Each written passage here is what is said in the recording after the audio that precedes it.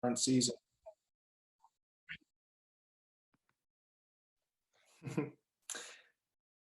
The cold May morning wind seized my legs, exposed beneath my bathing suit, but I was sweating from the waist up under two shirts, a sweater, a rain jacket, and a winter hat. Henry wore special boots that he slathered with paraffin. My running shoes were held together in the front with duct tape. The sand tore away this tape in the first mile before filleting the soles of the shoes halfway off, and so I tied the shoes to my backpack, which meant that in the next couple days, the dozens of miles of sand would knead blisters between my toes, on the upper parts of the arch, and weirdly, on the very tops of my big toes. But the worst was the sun. I hadn't packed any sunscreen, and because summer in New England comes like a gunshot after winter, my calves would go from ice white to red by the time I stumbled to a stranger's house in Wellfleet many hours later, knocking on the door and hoping to find a place to sleep, because, as it turned out, I'd also forgotten a sleeping bag in my rush to escape my own bed that morning. The beach is a, quote, vast morgue, Henry wrote, where famished dogs may range in packs and crows come daily to glean the pittance which the tide leaves them. You usually come to the seashore to spend a day with broad wings of sand flanking your sides and the fan of ocean in front of you. Beaches aren't known for or loved for hiking because I soon realized they offer a monotonous, unchanging landscape.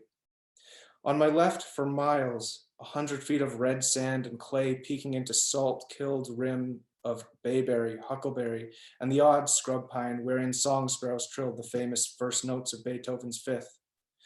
And to my right, the flat sea, profound at first, but unremarkable thereafter.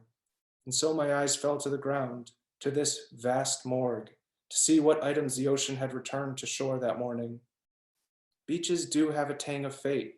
The smooth stones, the ring stones, the tired driftwood, the dead loon, crook-necked and constellated in white dots on black feathers. These seem there for a reason. The Legos, the cow femur, the wooden chair propped upright and facing out to sea, 3 pennies whose Lincolns had worn to a blurry portrait, a nickel reduced to the size and thinness of a dime, a Red Sox hat, a Patriots hat, fish vertebrae, and a giant bullet shell whose tip had filigreed to a metal lacework. I walked for over an hour before I saw another person, a bird watcher, with his telescope set up in the middle of the beach. We talked dead loons, northern gannets, in which shorebirds are migrating. Even with the long pauses of strangers meeting, I was happy for the distraction, as it momentarily halted the conveyor belt of sadness that the dream was still moving through me. I'd rather dream of the bizarre ships sent from my subconscious, the ones floating on waves of anxiety and fear, those dreams of two-headed snakes, of teeth going soft, of a house filled with small, sharp-toothed rodents. I'd rather the puzzles, these images to be interpreted, distanced by a measure of analysis and rephrased for the day. What I had gotten the previous night was different. It was a real person, but in material textures of my everyday life, an experience, like a memory. Not a puzzle floating on anything, just a cold dunk in the sea itself.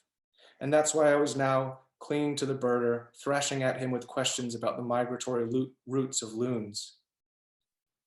The bird watcher, clearly wanting to end the conversation, wished me well, folded up his telescope, and left to find some shorebird he was searching for.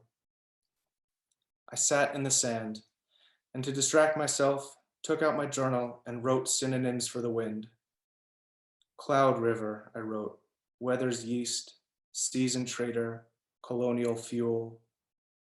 It was a word game I'd assigned my freshman college students one day years earlier when I'd finished teaching the lesson plan, but still had 15 minutes before the end of the period. Look out the window, I said, and write the longest list of synonyms you can for anything out there. Sitting at my desk 10 minutes later, listening to the students read their lists aloud, I was unexpectedly moved, entranced maybe. This renaming of nature, these many words for an oak tree, or the clouds, or the sky, or the Iowa River, sounded like prayers, like worship. I think everyone in the classroom felt it, because we all entered the silence you feel in a church or a theater. The spell was broken when a boy started his list with worm shit. Dirt, I said. The earth, he said. Hurricane muscle, I wrote. Summer's respite. Crying scapegoat. I'll stop there. Thank you. Well, thank you, Ben. Yeah, It's great. I mean, it's sometimes hard to see where Thoreau ends and you begin in terms of the how, you know, the imagery, and that's the highest praise you can get. yeah. Thank you. How the heck did you end up come to writing this book? I mean, is this something you set out, I'm going to follow Thoreau from here to here and write this, or did this organically evolve from your Yeah. attempts to deal with a sadness? How did it happen? Yeah, no, it was not planned at all. And as I was just saying to you before we went live, what a pleasant surprise it's been to have my first book be a biography-ish, memoir-ish, essay-ish blend. Um, Because this book, you're yeah, basically a fiction writer, right? right, like a good graduate student, MFA student. I left Iowa 10 years ago and slowly worked on all my short stories and my fiction and wrote nonfiction here and there. And this book was just, it can't, you use the word organically, which I think is exactly the way to describe it. There's a very specific story to this, which is the winter before I started the walks, I had been carrying a boat across very icy ground. It was the coldest winter in 100 years, since 1918. And I slipped and I fell and the boat came down on my hands, and the top half inch of my painting and drawing hand finger, as the nurse said, exploded off. And so I was, after I went to the hospital with my fingertip in my hand, I came back with a big bulb of bandages on my finger and on a lot of pain medication. And at my parents' house in South Dartmouth in coastal Massachusetts, they don't have internet, and I couldn't watch TV. And it was hard to pay attention to any books. So I looked to my bedside and there was this book of Henry David Thoreau's selected journals, 1837 to 1861, that my dad had got me for Christmas just a few weeks earlier. And I picked up the book and I opened it at random and I read what I thought was the most beautiful line in the book. And I thought, wow, that was lucky. That's an extremely gorgeous line. And then I flipped the pages and read another extremely beautiful line. And I thought, oh my gosh, this whole thing is a brick of gold. I had spent so many years despising Thoreau for being forced upon me as a high school student, Yeah. reading Yeah. Walden and civil disobedience and not really understanding why it was so important. And then finding this like secret back door to his mind and his spirit, to somebody who I grew to really love, like in a deep way, to the point that I eventually started, after insomnia and a bad case of Lyme disease and more problems with my hand and professional issues, the only relief I could find, the therapy I could find, was aligning myself with this writer from the past who I found a really like dear connection with. Yeah. I mean, isn't that the miracle of prose, or of a page of a book? And by the way, this is just a beautiful book. Do not read this online. I mean, it has Ben's drawings in it, which are magnificent. Yeah, It's yeah, there you go. There's Provincetown. Yeah, I mean, it's just really nice. Yeah, look at that. There's the beach with the chair. Yeah, yeah, there you go. We could make it the slideshow. No, but it's just a beautiful book, and it feels great. I was reading it on a flight up from Florida, of all things, and it fits. It's just great. And but okay, so for Thoreau, you were not a Thoreauvian growing up, and if anything, you were an anti-Thoreauvian. Yeah. And that's exactly my relationship with Melville. Yeah. My dad was a Melville scholar, and anything my dad loved, I despised. And then I actually read Moby Dick, and here I am today on Nantucket. But so how do you relate to Thoreau? Are you doing it through his prose? How much biography is in your connection with him? You know, Yeah. is is he a poet to you? Is he a naturalist? Where does it fit in terms of Yeah. your relationship with him? Um, where does it fit? I I think on the very first level, I quickly realized, to anybody who comes to Thoreau with free will and hopefully, you quickly realize that this is a very special person who has a really unique way of seeing the world. He's really one of the best we have, you know. Yeah. The way he understands relationships between nature and human relationships, the way he is trying to position his own worldview within the forest, the river.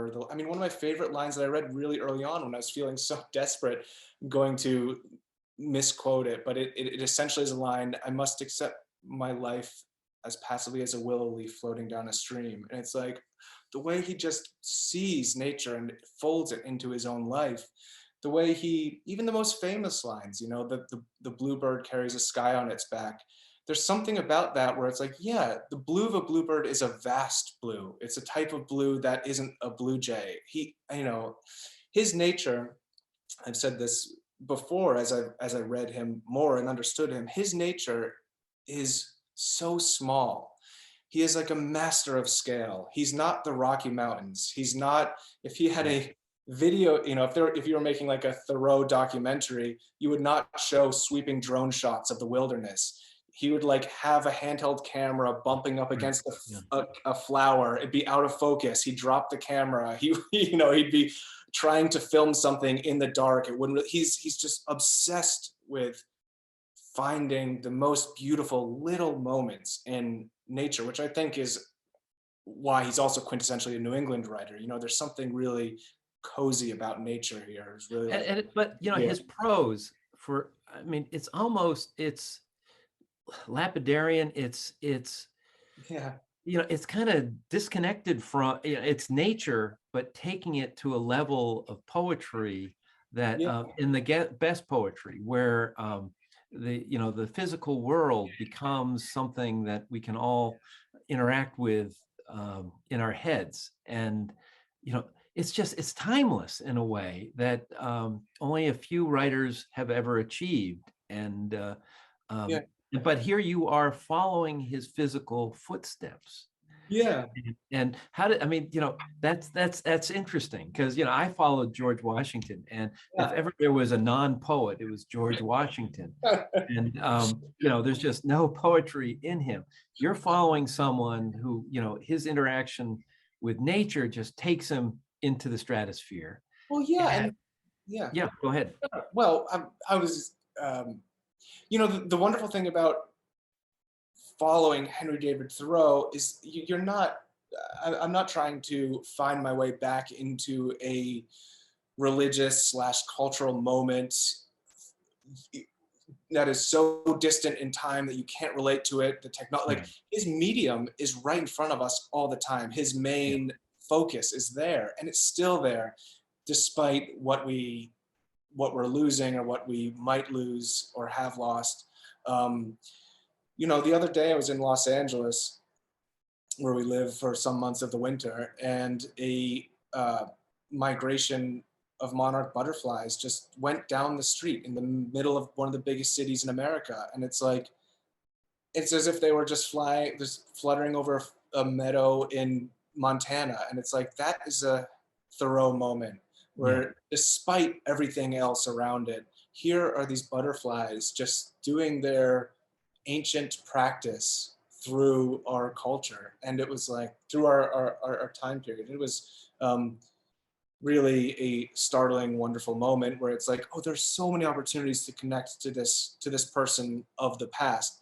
And I also say this: years and years ago, well, not so many years ago, 10 years ago, I did Civil War reenacting for a summer. And I was just thinking about your following Washington. And in civil war reenacting, there is a really concentrated effort to escape the present. There's like an escapism to it, right? Like I'm going to do this, or same thing with sci-fi or whatever, to get Or out of the Tony moment. Horowitz's Confederates in the Attic. Yeah. Yeah, yeah, right. Yeah. Um, the thing about this book was so surprising to me is by connecting to somebody in the past, I actually felt like I was way more present because there are things that Thoreau is looking at that aren't old fashioned. They're Yeah. just simply timeless. They just don't go out of fashion. But And I wait, think, weren't you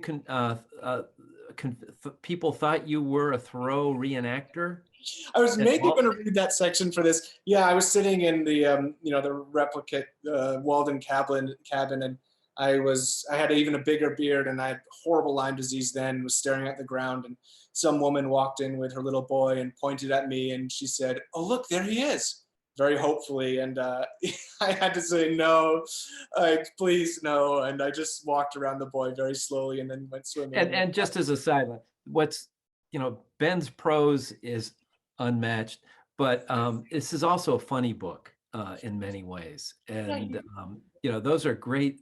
Scenes like that really make it happen. Okay, but let's get back. Sorry for that no, reenactor yeah, sideline there, but you're right. You're experiencing him and feeling, as you said, more in where we are today in the 21st century, which has moved so far beyond. But Thoreau, with the railroad going by yeah, Concord, he's feeling it coming, isn't he? yeah. And he's not happy with it necessarily, but he finds poetry in it too. Yeah, yeah, he does. I mean, and I tried to take that perspective with me as I, for instance, went up Katahdin, a, an area of Thoreau's walks that he treats with reverence. He doesn't even make it to the summit of Katahdin. He talks a lot about the gods in the summit, and he talks about being pushed back. And at one point, when he tries to summit Katahdin and goes back down, he sees a footprint, and he can't believe that there's another footprint, and it turns out to be the footprint of that he or his friend left earlier in the day. Here's a place that I went to, and you get to the top of Mount Katahdin, and there were a handful of people on FaceTime telling their families that they made it to the top of the mountain. So it's a really different experience. But I will say this about that is it's almost comforting to hear writers from the past say technology has ruined everything, the railroad is ruining everything, the clear cutting of old growth forests. There's always a time when you feel like everything is ruined, and then always a time where you're struck by sort of like overwhelmed, I guess, by the power of what is still around you and all around you. And as I, yeah, and that was like a really comforting moment to think. Well, Yeah, one of the things as I get older, and I'm old, I'm on Medicare. As you get older, you begin to feel like you're the cranky old man you yeah, made fun of when you were a grandson. And I remember when we moved to Nantucket in '86, there was an article of Russell Baker, wonderful column about how Nantucket was ruined. He had been coming for years. And it's true, it's always ruined for the old folks because it's moved on. And yes, there's a diminishment of nature, but it's also, you're changing. There's a diminishment in you. And yeah, I think that's the important thing for someone like you. You're at your point in life interacting with what's left of nature, and yet finding such solace and inspiration in Thoreau. And you know we can complain about it, but as long as we can keep something yeah, about, there'll always be the natural world. yeah, It's important that we observe it. yeah. And I think if I learned anything from reading Thoreau, it's that like stay truthful, be really truthful to your experience. And everybody knows this who has been at a bad job, been in a bad relationship. Nothing will make an experience worse than trying to pretend it's something that it's not. You know, to to accept that New England nature now, the New England that Thoreau had, is gone in many ways, but it's also filled streaming with people who have their own stories, and we can incorporate people into that wilderness experience. When I was standing on top of Wachusett Mountain, well, officially Mount Wachusett, but if you grew up in Massachusetts, it's Wachusett Mountain. When you're on Wachusett Mountain and there's a parking lot, there is a pond with goldfish in it. There are people, there's people everywhere. When he was standing on top of Wachusett, the most interesting thing to him was looking out to Monadnock, looking to a huge forest, like an ocean beneath him. The most interesting thing to me was the guy I was standing next to who came to the mountain almost every day inexplicably to count birds and butterflies. I really think we have to reimagine what nature and wilderness means to us in the Anthropocene. Like, what people are a part of it. We are a part of this. And the more we understand that and not try to escape it, I think a better relationship we'll have with the nature that's there. Right. And let's not forget, you were on drugs when you were on Mount Wachusett. Is that That's correct? right. Yeah. That's exactly right. I could read a little bit from that section if you wanted now or later. I think we should. I think what a segue. Yeah, unintended. So this is the second section that I'm going to read tonight. It's the third walk. It's called Wachusett. This is 7 minutes, and as Nat so kindly set up, there is some humor in this book, I guess, really without intending it. Maybe it's being married to a professional comedian where I'm just like, I'm not the funny one. I don't know. So, but I had decided that I wanted to maybe short circuit a feeling of transcendence by taking MDMA and going on Wachusett Mountain. So this is, the only other thing you need to know about this section is I'd seen a hypnotist who predicted months earlier that I would be under a swan, and that the people that I name at the end of this section are the people that I have met during the walks. Okay, I am in this moment just talking to the man who I actually just talked about, who had come to count birds. I told Paul he'd love Massachusetts if he hadn't already lived, as if he hadn't already lived here. I then told him I had to leave and wandered off the lookout, paused and turned and waved goodbye to him and the other bird watcher, and meandered from the summit to the top of the chairlift. The metal chair creaked in the wind. I walked up the off-ramp usually people ski down. Sitting on the chair, I watched a porcupine ambling from a tree's foot, part the grass with its brambly body, and eat a small yellow flower. These bristly fellows are a very suitable small fruit, Henry said of the porcupine, of such an unkempt wilderness. I heard barking and turned to see a man pulling a brown and black blotted mutt by a leash. The dog, smelling the porcupine, reared up. Behind the man, 2 boys came running down from the summit and circled in front of the dog. The boys must have been 10 or 11, each holding a stick, their boots and socks and shins mud splattered. Careful, I called to the man. There's a porcupine here. Whoa, whoa, he yelled to the dog, yanking him back. The boys kept running, pounding up the ramp. Where? One of the boys asked me. I pointed down the hill. They crept forward and sat on the wooden boards beside the chair. The 3 of us watched the porcupine graze. One of the boys sat with both legs drawn up to his chest, arms hugging his dirty shins. The other sat cross-legged, enraptured. I've never seen a porcupine, one of the boys said, so quietly he nearly whispered it. The dog let out a long howl. The father dug his heels into the ground. The boys knew it was bad if the dog got to the porcupine, and were also, I think, interested in the possibility of it, by the fact that something violent and painful might happen at any moment. And so there was this tension, the dog pulling on the leash, the porcupine softly licking up the stem of the flower, easy in its armor. And between these two animals, the boys, wanting perhaps for the dog to break away from their father, waiting to see what would happen when the dog's face punched the porcupine.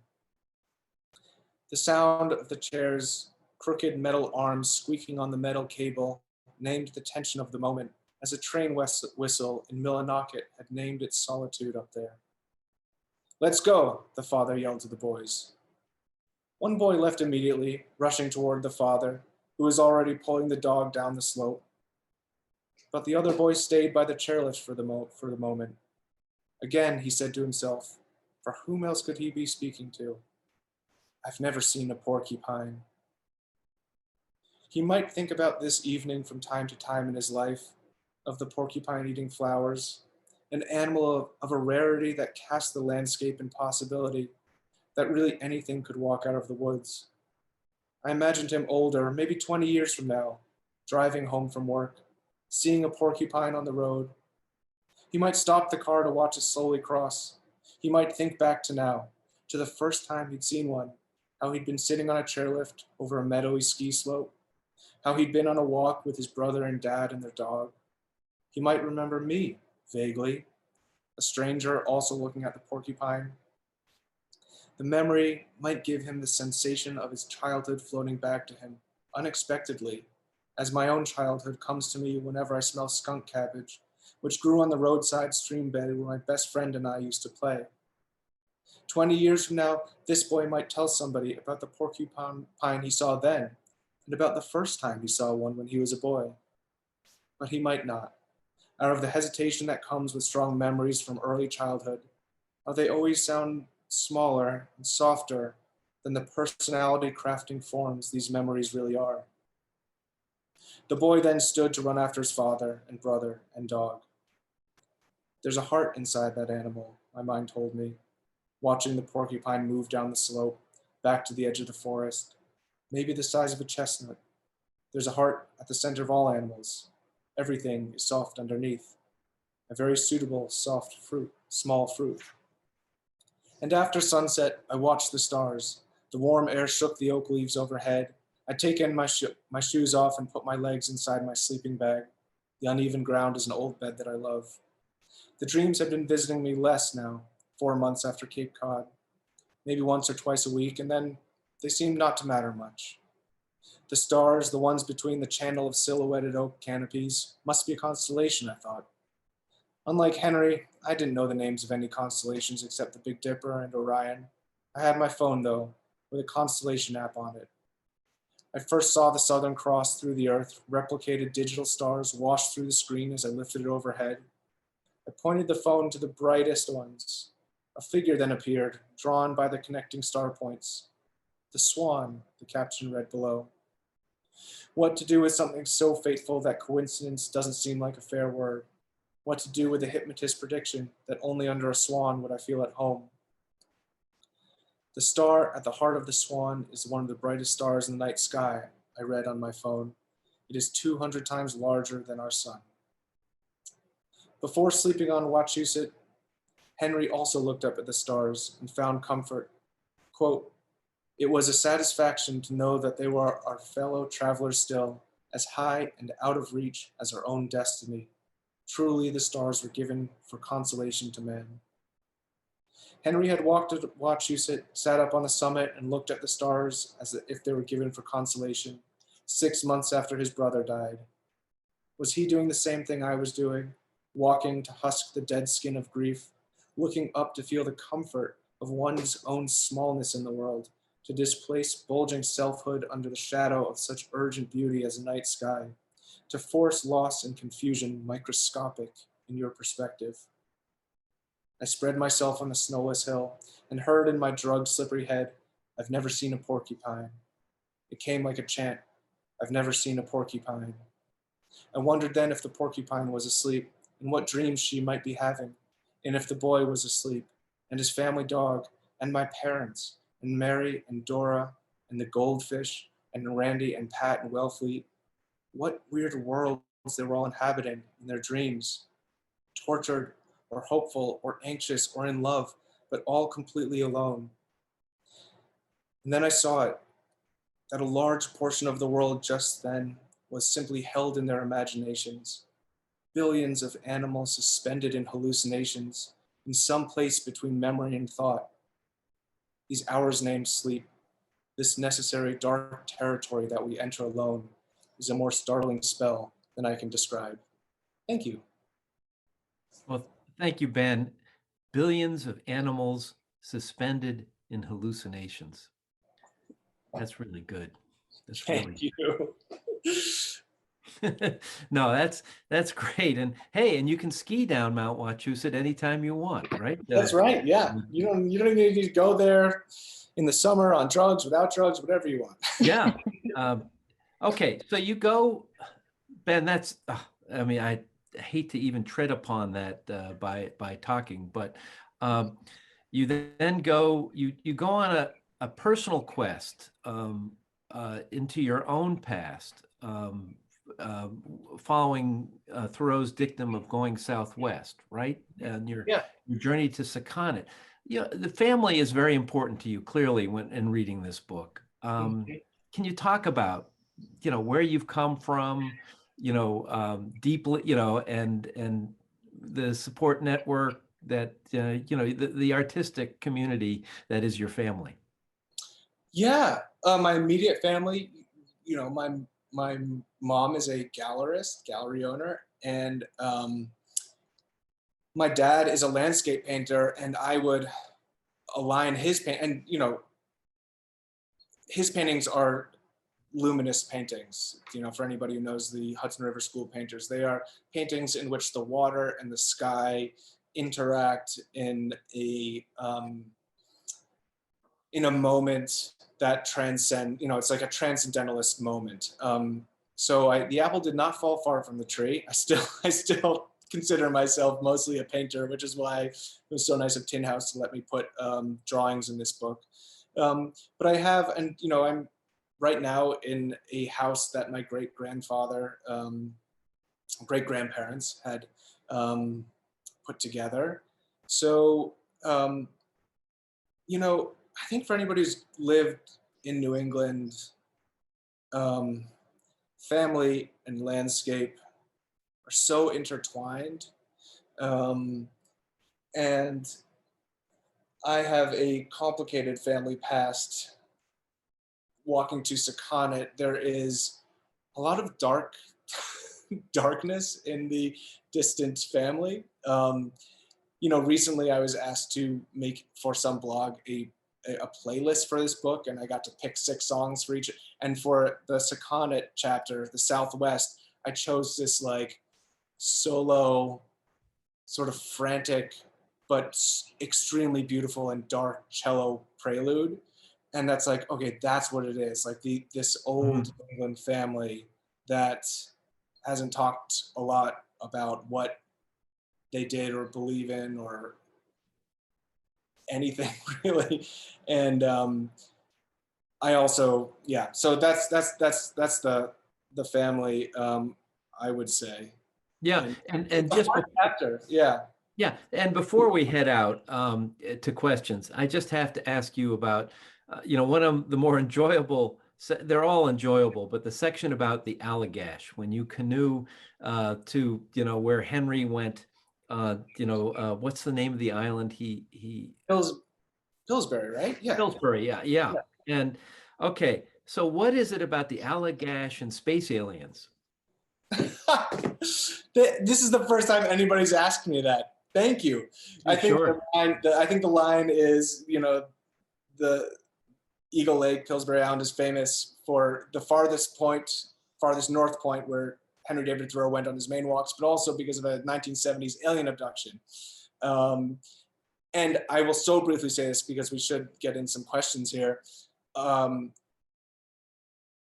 have the most wonderful editor at Tin House, and she had suggested that we look into some original Penobscot scholars in that section, because Henry David Thoreau talks about hearing from some indigenous people that there were fires hovering above the trees.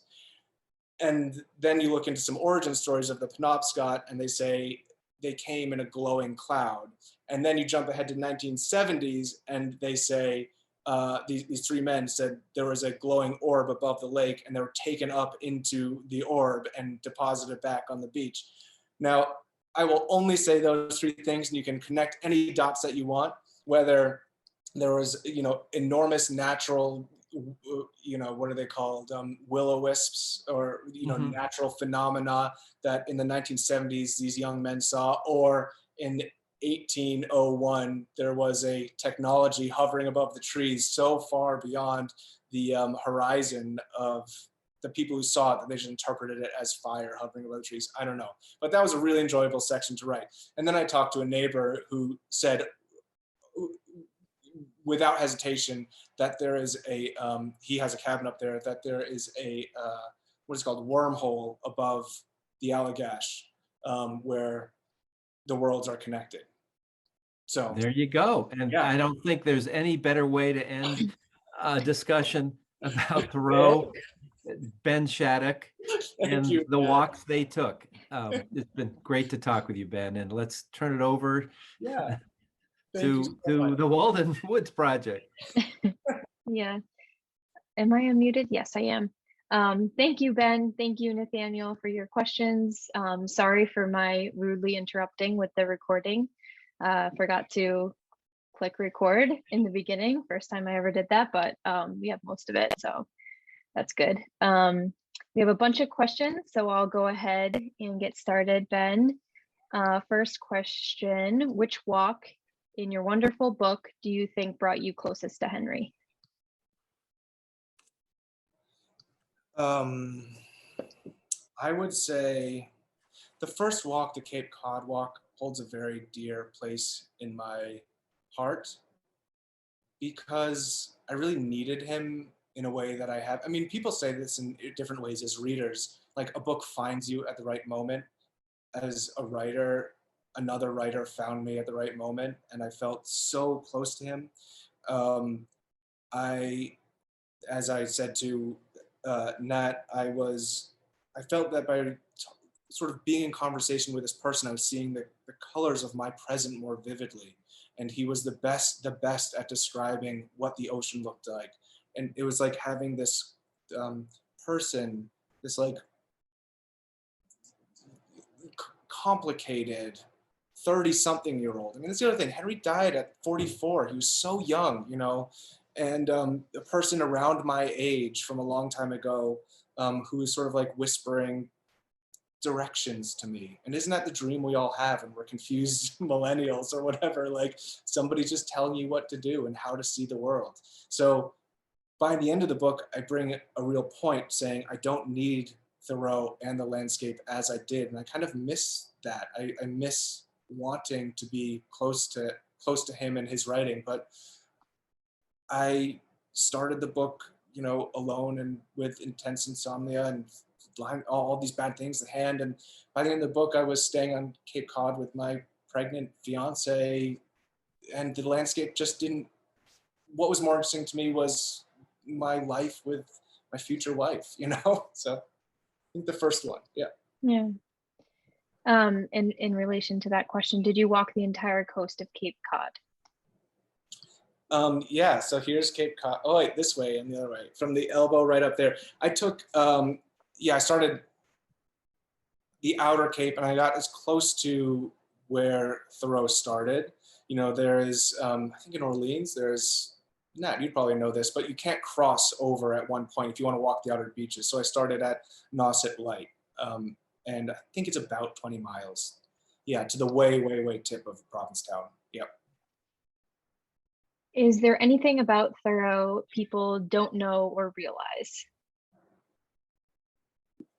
That's, probably a lot. There's a lot that I don't know or realize. One of the most interesting things to me is one of the most conspicuous absences in Thoreau's writing is his descriptions of the people that he's walking with, or his relationships, or, we know he proposed to a woman a few years younger to him once, who his brother also proposed to, but then, like, what was his relationship like? I mean, there's so much that we don't know And there's so much, and then that the separate is like, there's so much that I discovered that I loved about him.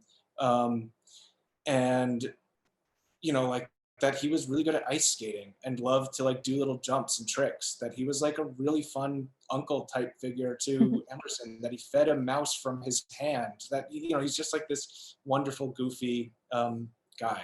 Yeah. Awesome. I'll paraphrase this one a bit. On page 186, you write, when we reached the end of the wilderness as humanity has known it for so long, when we come to the other side of the Industrial Revolution, railroads, deforestation, and the automobile, when there aren't any more places that we can call upon, what do we do? The question is, I'm wondering how you plan to talk to your children about climate change. A little personal, but sure. So I'm on my like own private campaign that I didn't even know I was on about climate change. I think, and it is actually through Thoreau, we're at a moment in time when everybody's being told that we're losing something and losing something big. And the images that we're getting are images of a landscape that most of us have no relationship to, which is ice, a lot of ice, a polar bear on ice, a theoretical ocean rise, or like a future ocean rise. You can see it and then you can't see it. I think it's really hard for people to grieve something when they don't have like the language for it, for their individual environments. This is an aside. I think nature writing, as it is could be called, about anything written about nature, will endlessly hold writers and language, because we simply like don't have enough words and don't have enough space for everything that we feel about the landscape around us. It is a limitless medium. So in terms of climate change and my children, I think if I've learned anything from Thoreau and my own walks, it's in the power of observation and just really experiencing something that, liking a photo about climate change on Instagram is not the same as understanding when you're looking at a light green cocoon with that, you know, gold thread, that's a monarch butterfly cocoon, like understanding and seeing nature, naming the birds. I mean, Thoreau, like really understanding and respecting it in its names and in its terms. And then you can grieve in whatever way you want. Sort of a related question, but what is one thing you want readers to take away from Six Walks? Oh man, I don't know. I think I was really surprised that this book, you know, as I said, I was on a panel with Rebecca Solnit a few days ago last week, and it was about biography, and I can't believe that I, you know, somehow accidentally wrote a biography of Thoreau, which I wouldn't even really consider it, but it could be an entryway into his life. I would love for, I guess if there was anything remote to a spoiler alert, it's this book about nature, that I understood by the end, and I hope most people would understand, that landscape is unceasingly beautiful and surprising, no matter how you feel that day. The sun sets for millions, billions of people every day in the same way, in astounding ways, and it's there to be touched and to be seen all the time. And that one of the greatest joys is it's so, like, I mean, not to get into like Thoreau and the divine, but like there is something divine about how giving the natural world is, and how beautiful it is without rest. So that people, they might, in hard parts in their life, might also try, as I say, try on the habits of somebody else for a while and take some walks and see what's on offer. Awesome. Makes me want to take a walk right now. How did creating the sketches help with the writing process? If it helped. I don't know if it helped. Yeah, I don't know if that's the verb. I'm not sure. They complement each other. I think there is, I wish this, maybe I'll really anger people by saying this, but Thoreau was really not good at drawing. He was like, his drawings are quite bad. And I wish he did include drawings that were better. I will say this, and this is a really like maybe political answer. After I lost my fingertip on my drawing hand, I lost my handwriting. I mean, because the way I held the pencil was gone. It didn't make sense anymore. And I also, so that never really came back. But the way that I could draw stayed with me, or came back really quickly. And that reinforced what I thought, what I sort of had like suspected about drawing for a long time, is that it's not a muscle memory and it's not even a practice. It's not like swinging a golf club. Drawing and painting is a thing that takes place in a far more interior part of your body. It's, there is the hand, but it's about observation and it's about the mind. And it's about understanding what is going into your eyes and how you translate that out, which is, a type of art that is not, people don't care about so much anymore, but in the type of realism that I cherish, that's the most important thing, how you translate what you're seeing as accurately and truthfully as possible. So the drawings helped because it was also like a reinforcement of, by recording, I could move through, just like writing. I mean, they're like together, they were twins. I could move through something like a period of grief. Yeah. Mm-hmm. Yeah, we often say that Thoreau wasn't the best poet either, so don't feel bad about that. It's a good question, kind of a three-part question, but what did you learn from walking that you hadn't been able to achieve from reading? Do you think that's achievable from just walking anywhere, or is it something about following in the footsteps of someone like Thoreau? Well, I think there is nothing. I mean, Thoreau is a much better writer than I am, and the way he observes, there is nothing as I didn't add anything. Like, he's just reading the way he writes about the Maine woods will give you the best experience, I feel like. I mean, maybe you say whatever you want, but I just think that's the way it is. And that's like the joy of the written word. But I will, the thing that is really surprising is, like, you just don't know. If I wrote this book proposal, if it didn't come out organically or accidentally, it would have been like following Thoreau's 6 walks to talk about the environment and how it's changed, and like about loss of, old growth forest to suburbia, whatever. It's not about any of that. Like, the great thing about going for a walk beyond the borders or beyond your comfort zones, or without a plan, or away from the car and taking everything way slower, is that there are surprises every single hour. And they're sometimes boring, but if you write about them, if you give them their due observation, they will become interesting and you can glean meaning from them.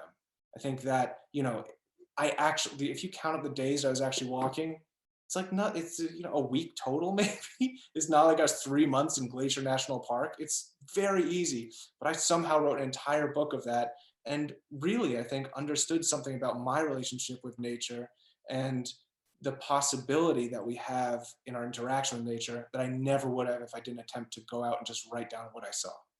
Mm-hmm. All right, I'll do a few more if you're okay with that. Yeah. I believe E.B. White said Thoreau was a regular hair shirt of a guy, someone whose ethical code challenges others. Do you feel any of this high bar of expectation in your newfound relationship with him?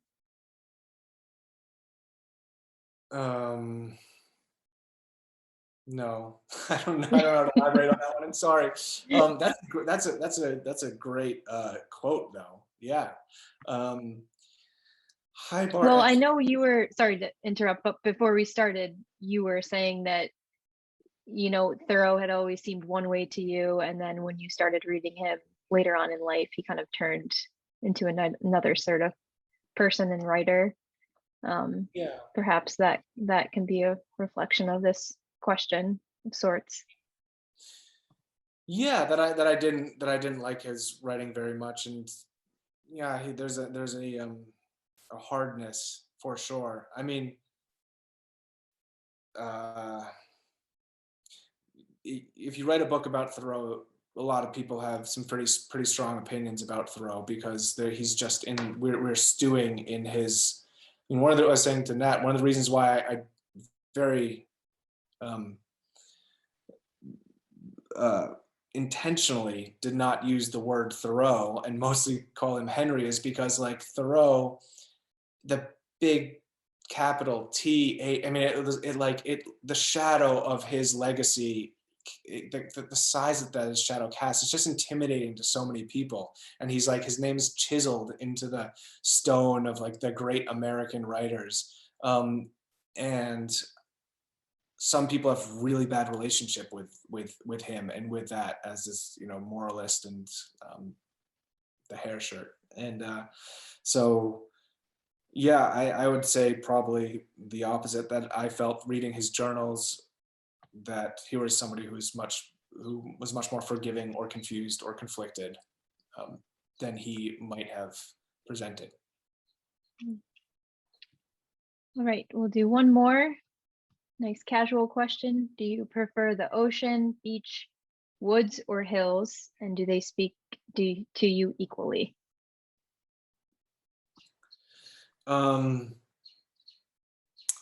No, I guess they speak to me different ways, but I like somewhere between the ocean and the field. I mean, I like South Coast Massachusetts. I just think this landscape is like nothing else. And as I say, I love that the floor of the landscape, the tide drops and rises with the day. It feels like I'm living in a big timepiece. I love the marsh. I love, I love the salt marsh and I love the ocean. So I guess the ocean, the salt water would be, yeah. Mountains to me, they seem like a, intriguing stranger who walks into a room. All right, well, I want to be mindful of everyone's time, so we'll wrap it up there. Thank you everyone for joining us from home. Thanks to Ben, Nathaniel for being with us tonight. For those that would like to purchase 6 Walks, I put the link to Tin House Bookshop in the chat. It's an awesome book. We have the advanced reader's copy, but as Nathaniel was saying, the copy now is so wonderful. Such a nice book to hold in your hands. We also have that in our library. And lastly, the Walden Woods Project has been offering our virtual events for free, and we continue to do so. So if anyone would like or can make a donation to our nonprofit, we would be so grateful. But mostly, thank you everyone for showing up and continuing to show up. I will put the link for our donation campaign in the chat and leave the chat open for a little bit for that Tin House link as well. Other than that, thank you, Ben. Thank you, Nathaniel. Thank you so much for hosting. This was such a joy. Yeah, this is great. Good to see you all. Good to see you all. All right, bye. Bye. Bye.